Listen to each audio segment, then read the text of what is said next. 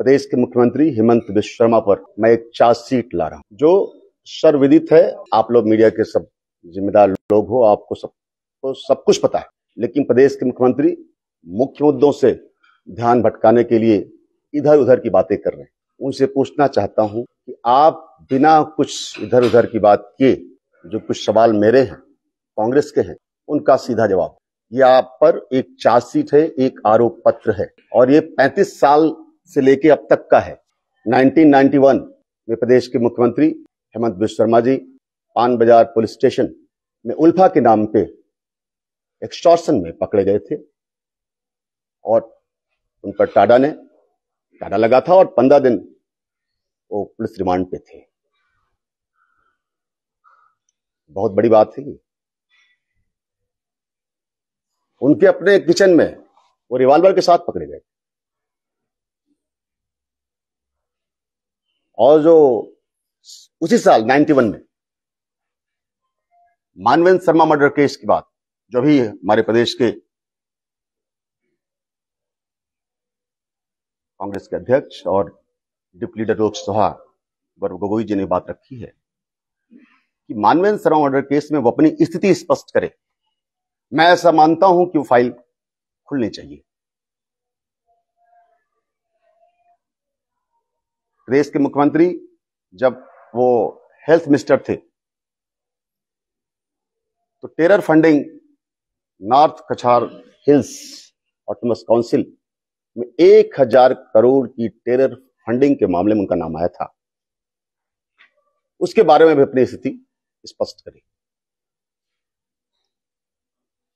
प्रदेश के मुख्यमंत्री हेमंत बिश्व शर्मा जब भाजपा में गए, उसके पहले वहां जाने के बाद तो वो पूरी तरह से वॉशिंग मशीन से धुल गए। लेकिन जो सीबीआई की चार्जशीट है, शारदा स्कैम और लुइस बैगर केस में, वहां वो अपनी स्थिति स्पष्ट करें। और बात यहीं खत्म नहीं होती है।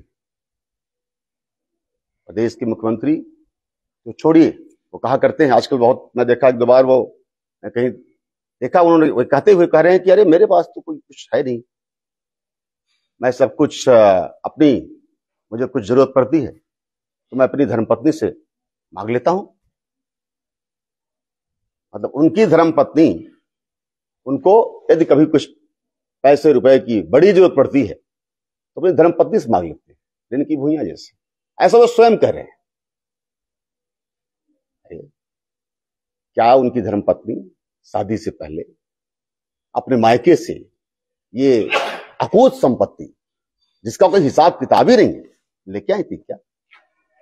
जब आप सत्ता में आए, मुख्यमंत्री बने, जब आपने लूट मचाना शुरू की, तो आपकी धर्मपत्नी के पास इतना पैसा आ गया, कंपनी बन गई, इतनी बड़ी कंपनियों की मालकिन हो गई। तो पैसा कहां से आया?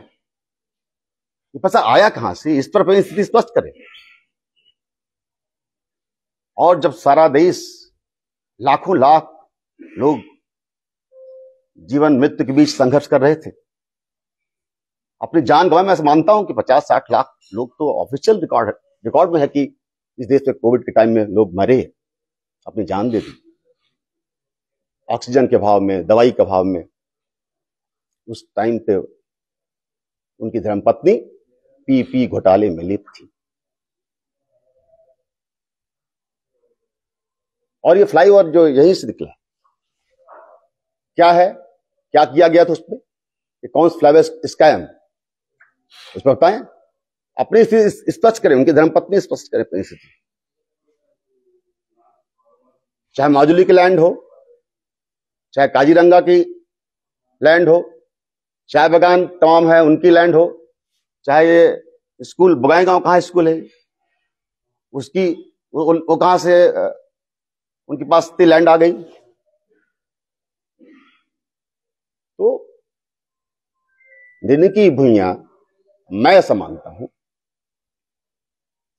मैं यदि हिसाब करूं उनकी जमीनों का,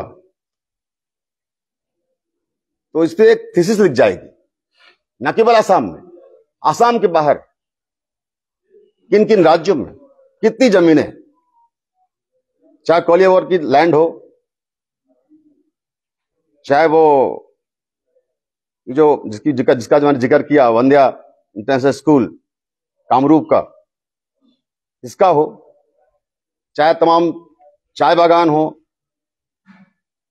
गोलाघाट का, तिनसुकिया का, काजीरंगा का। तो ये तमाम जमीनें, ये तमाम कंपनियां, ये कैसे बनी भाई? आप प्रदेश की जनता को क्या बेवकूफ समझते हो? आप इधर उधर की बात कर रहे हो। आप बात कर रहे हो कि गौरव गोगोई जी की धर्मपत्नी पाकिस्तान से उनका लिंक है। आप बात कर रहे हो कि गौरव गोगोई जी पाकिस्तान के एजेंट हैं। और गौरव गोगोई जी की वाइफ के बारे में जो बात रखी थी तो 10 सितंबर की डेट दिया था। आप सब मीडिया के सामने उन्होंने कहा था कि 10 सितंबर की डेट मैं दिखाऊंगा पूरे तथ्य और सबूत के साथ। कहां गई 10 सितंबर की डेट? आपने अपनी क्रेडिबिलिटी खो दी है। आप इधर उधर की बात कर रहे हैं। आप लोगों का ध्यान भटकाने के लिए बेसिर पैर की बातें, बेसिर पैर का आरोप, जिसका तथ्यों से कोई दूर दूर तक संबंध नहीं है। तो ऐसा बोलने को बोलिए। मैं समझ सकता हूं आपकी मानसिक स्थिति को, क्योंकि आपको 2026 में असम के विधानसभा चुनाव में जो हार दिख रही है, उससे मैं समझ सकता हूं, फ्रस्ट्रेशन है। आप अपना मानसिक संतुलन खो चुके हो। लेकिन आप इन तमाम सवालों का जो वाजिब सवाल है, जो प्रॉपर एविडेंस के साथ है, जितनी मैं बातें कर रहा हूं, चाहे हेमंत बिश्व शर्मा जी के बारे में हो, चाहे उनकी धर्मपत्नी के बारे में, सब वाजिब सवाल हैं, एविडेंस के साथ है। हजारों करोड़ की प्रॉपर्टीज है। आप इसका हिसाब दीजिए। जनता हिसाब मांग रही है, असम की जनता। दूसरा, खुद पूरा प्रदेश इस तरह से लूटा जा रहा है, तो चाहे कोयले का सिंडिकेट हो, चाहे सुपारी का सिंडिकेट हो। और अभी कुछ महीने पहले गुजरात से गिरी गाय आई थी, 200 से ज्यादा गरीबों के लिए आई थी। इनके एमएलएज, इनके तमाम चाटुकार ब्यूरोक्रेट्स, उनको चली गई, एक भी गरीब को नहीं मिली। पता नहीं कहां चली। गाय हमारी माता की बात करते हैं, सनातन के सबसे बड़े ठेकेदार बनते हैं और गाय की चोरी करते हैं। ये तमाम मुद्दे हैं। इस पे मुख्यमंत्री को, हेमंत बिश्व शर्मा जी को अपनी स्थिति स्पष्ट करना चाहिए सबसे पहले, बिना इधर उधर की बात किए, बिना ध्यान भटकाए। एक दूसरा विषय है जस्टिस फॉर जुबिन गर्ग का।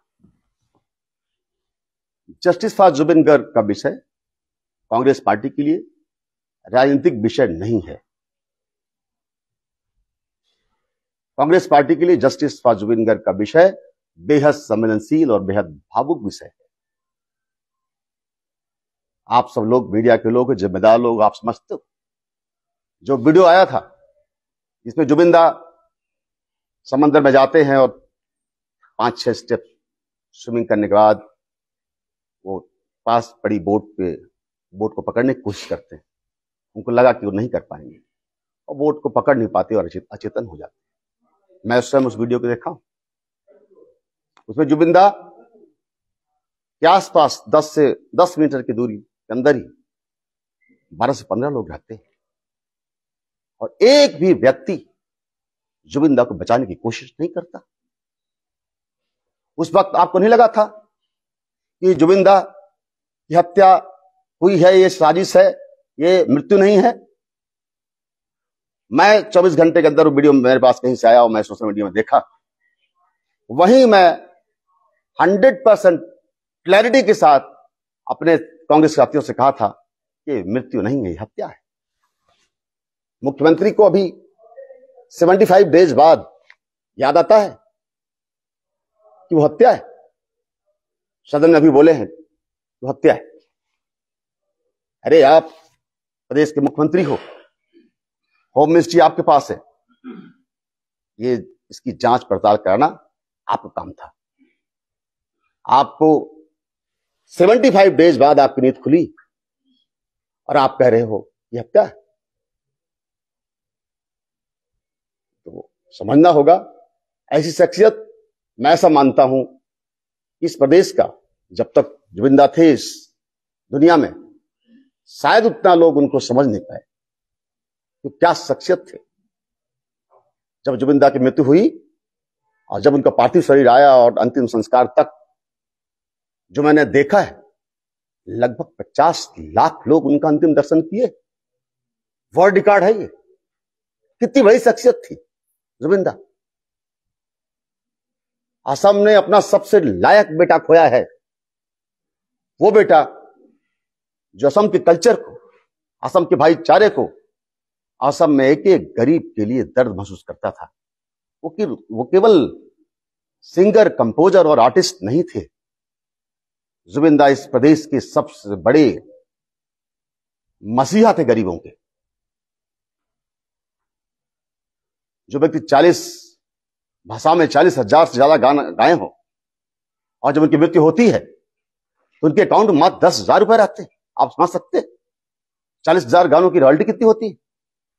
करोड़ों करोड़ रुपए जिस आदमी के पास आए हों और वो आदमी वो सारा पैसा गरीबों को छोटे मोटे व्यवसाय के लिए, गरीब बच्चों के इलाज के लिए, बुजुर्गों के इलाज के लिए, गरीब बच्चों की पढ़ाई के लिए सब कुछ दे दिया था, बिना बताए, बिना किसी रिपोर्टिंग के, बिना किसी शोर शराबा के।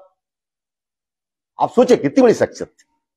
50-60 लाख ऐसे लोग थोड़ी आए थे कि वो सिर्फ सिंगर थे, कंपोजर थे और आर्टिस्ट थे। वो लोग वो थे जिसका दर्द जुबिंदा ने अपने जीवन जीते हुए साझा किया था, उनको मदद की थी, उनके लिए जिया था। और वो आदमी इस दुनिया से चला गया, आपने परवाह तक नहीं की। आप राजनीति करते रहे और 75 दिन बाद आपकी नींद खुल रही है। असम का एक एक व्यक्ति इस वक्त जस्टिस फॉर जुबिन गर्ग की बात कर रहा है।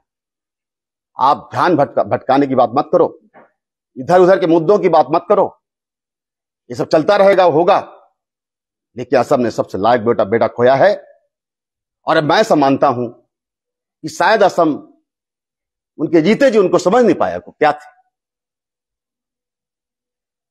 जब जुबिंदा कहते हैं कि मोर कोई जाति ना आए, मोर कोई धर्म ना आए, मैं मुक्ता मैं कंचनजंगा, मालूम हो क्या बोलते हैं, क्या बात करते हैं। वो जो ऐसा बोल रहे होते हैं उस वक्त जुबिंदा सिर्फ इंसानी मोहब्बत की बात तो छोड़िए, वो पशु पक्षी, पर्वत, नदियां, प्रकृति सबसे प्यार कर रहे होते। जितना मैंने जुबिंदा को पढ़ा है, समझा है, देखा है, मैं मध्य प्रदेश का हूं, मैं ऐसा मानता हूं वैसे व्यक्ति थे जो भाईचारे में यकीन करते थे, सांप्रदायिक सद्भाव में यकीन करते थे और गरीबों के आंसू पोंछने में मैं ऐसा मानता हूं कि व्यक्तिगत रूप से मैंने इस तरह से, जिस व्यक्ति, उनका कोई अपना कोई पॉलिटिकल एजेंडा नहीं था, वो तो एक सामान्य जीवन जीते थे, क्योंकि सोच कितनी बड़ी थी कि लाखों लोगों की मदद उन्होंने बिना बताए, बिना शोर शराबा की है। तो वो जुबिंदा थे। और मैं इसको, जो मैंने कहा कि जो बोलते हैं मोर कोई जाति ना आए, मोर कोई धर्म ना आए, मैं मुक्ता मैं कंचनजंगा, यही बात, सेम यही बात, आप लोग पढ़े लिखे लोग हो, आप जानते हो, सेम यही बात भारत के संविधान के अनुच्छेद 15 में लिखी है। भारत के संविधान अनुच्छेद 15 आर्टिकल 15 में लिखा है कि राज्य धर्म, जाति, भाषा, जन्म स्थान एवं लिंग के आधार पर विभेद नहीं करेगा, कोई भेदभाव नहीं करेगा। यही बात तो जुबिंदा कह रहे थे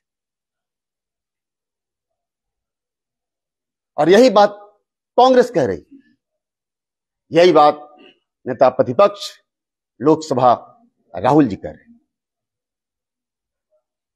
जब बोलते हैं, राहुल गांधी जी जब बोलते हैं कि मैं नफरत के बाजार में मोहब्बत की दुकान खोल रहा हूं। संदेश यही है। अभी आए थे राहुल जी, जुबिन की समाधि में भी गए थे श्रद्धांजलि देने, उनके परिवार से, उनके पिताजी से, उनकी धर्मपत्नी से मिले थे। और बाद उन्होंने कहा, राहुल जी ने कहा कि आप सब तो उस प्रेस जो डेस्क प्रेस को आप सबने कवर किया था। उन्होंने कहा था मैं कंचनजंगा जब जुबिन बोलते हैं मैं उससे कनेक्ट करता हूं। वो कनेक्शन किस बात का था? उस दर्शन का था।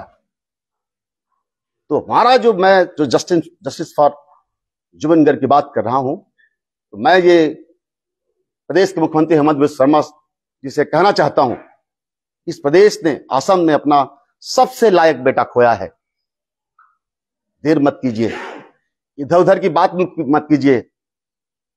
आप सबसे पहले जुबिन को न्याय मिलना चाहिए, इंश्योर कीजिए, क्योंकि होम मिनिस्ट्री भी आपके पास है। और तीसरा विषय वोट चोरी का है। आप सब जानते हो कि किस तरह से इस वक्त बीजेपी और चुनाव आयोग की मिलीभगत से देश के लोकतंत्र को चुराया जा रहा है, लूटा जा रहा है। और नेता प्रतिपक्ष राहुल गांधी जी ने इसकी शुरुआत बहुत पहले से राहुल जी कह रहे हैं। आपसे कहा, मीडिया से कहा, वोटर जन अधिकार यात्रा निकाले, तमाम सिग्नेचर कैंपेन चलाई पूरे देश में। उद्देश्य ये नहीं है कि हम सत्ता में आए। उद्देश्य ये है कि जनता का विश्वास लोकतंत्र में बना रहे। और ये वोट चोरी कोई ऐसा नहीं कि सिर्फ अभी शुरू हुआ, फर्जी वोटर्स बना के एसआईआर के नाम पे जेन्युइन वोटर्स का नाम काट। इसकी शुरुआत होती है 2023 से, जब सुप्रीम कोर्ट ने एक मामले में एक गाइडलाइन दी कि चुनाव आयोग, इलेक्शन कमीशन ऑफ इंडिया के चीफ इलेक्शन कमिश्नर और इलेक्शन कमिश्नर्स की नियुक्ति 3 लोग करेंगे। एक चीफ जस्टिस ऑफ इंडिया, दूसरा प्राइम मिनिस्टर ऑफ इंडिया और तीसरा लीडर अपोजिशन। जैसे फैसला आया, मोदी सरकार ने इस फैसले को पलट दिया।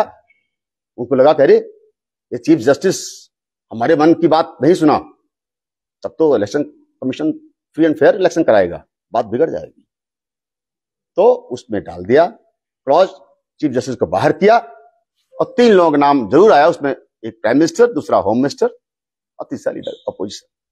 तो 2 तो एक ही हो गए, मोदी अमित शाह जी। तो 2-1 से तो बनते रह गए।